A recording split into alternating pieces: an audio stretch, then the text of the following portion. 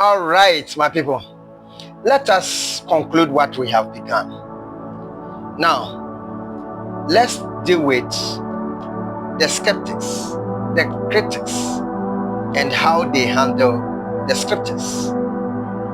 So we want to deal with how they think, And number one, how these critics think is that they confuse difference with contradiction. When something is different, it doesn't mean it is contradicting. Let us look at what is in a contradiction. In a contradiction, A says X and B says not X. That's contradiction. But the gospel didn't say, none of them said, oh no, we didn't see angel. Oh no, the stone was not rolled. Oh no, we didn't tell the disciples. Oh no, none of them was against the other. They were rather complementing the other. So what did the gospel say? The gospel report goes with this format. A says X and B says X plus Y. That is complementary. It is not contradiction or contradictory. So please, for you to handle the Bible, you must apply all this technique. Don't just come and say, Bible needs to say, Bible needs to say, who can Bible now? You read your own meaning into the Bible, then you come and say they invented the Bible. Who told you they invented the Bible? And you think this Bible could be invented? And if the Bible was invented, do you think that you have the keys and the codes to decode the Bible, as you keep saying? No way. You don't have it. Your mental faculty cannot contain the volume of ideas and knowledge and wisdom implemented into, even if it was implemented. You don't match up to that capacity. Whoever says the Bible is invented, you don't match up to that capacity of wisdom. The wisdom of the Bible surpasses all wisdom. So if you read the Bible and say, yeah, your Bible doesn't make sense, it doesn't make sense to you. Why? Because you are operating with common sense, and God is not operating with common sense. So your common sense ideology can never make sense out of the Bible. So if it doesn't make sense to you, that is to you. Keep it to yourself. So, and one of the ways the critics also look into the Bible is that they apply modern standard to ancient text. Book that was written in the first century, second century writings. You want to use your today's principle of interpretation to interpret it? No.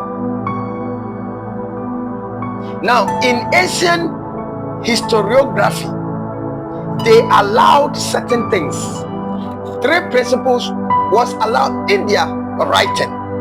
Number one is what we call non-chronological ordering. Non-chronological ordering. What do we mean by that? Non-chronological ordering is the arrangement of information or events in a non-linear format rather than in the order they occurred. So what are we saying? In the ancient text, they did not arrange things according to how they occurred. It was a non-chronological arrangement. Number 2, they also apply what we call selective details. That's the second thing, selective details.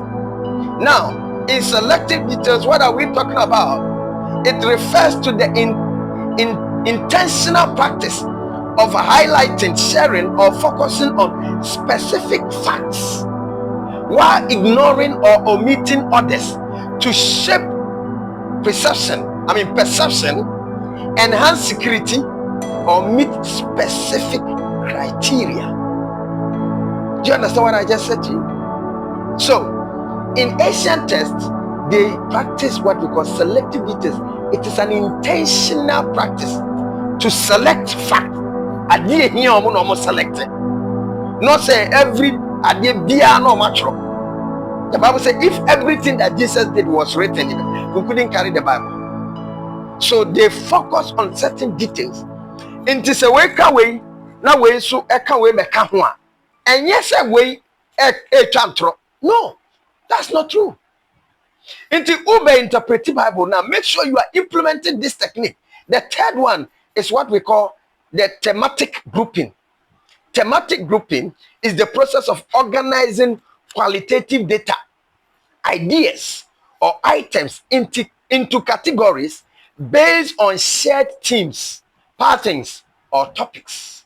So you see, they gather their data, the ideas, or the shared reasoning. What did they do with it? They put them in categories.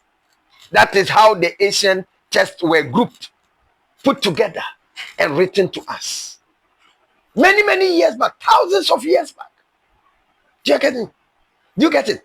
So you must come to this understanding that for you to handle the Bible, you need to come out with all this technique to understand how this book was written, how this book was put together, the events that happened, and the writers. What principle did they use in writing? And I want to ask Abraham, what book have you written?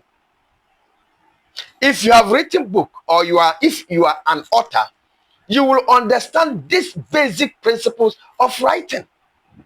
So when you are interpreting a certain book, you will have to apply all these techniques in order to be able to interpret the book accurately. Now, what these people also do is that they ignore eyewitness psychology. You see, in eyewitness psychology, I think I spoke a little about it in one of my videos. Rare witnesses, what do? They emphasize different details. When there is an event and you want to have eyewitness, interview eyewitness, they will emphasize on different details. 2, they remember events differently. Every eyewitness person will remember what happened differently. 3, focus on what impacted them most. Eyewitness psychology will tell you that people will focus on what impacted them most. And so the fact that this person said this and that person also said this and said more or didn't say more or said less, doesn't mean they are contradicting. Doesn't mean they invented the story. Please. Now, the last thing I want to talk about is these critics also ignore what we call the cost of lying. If you lie, there's a cost to it. The cost of lying. The cost of lying. See, the disciples whom you said they are liars and that they invented these things. 1, the disciples gain no wealth.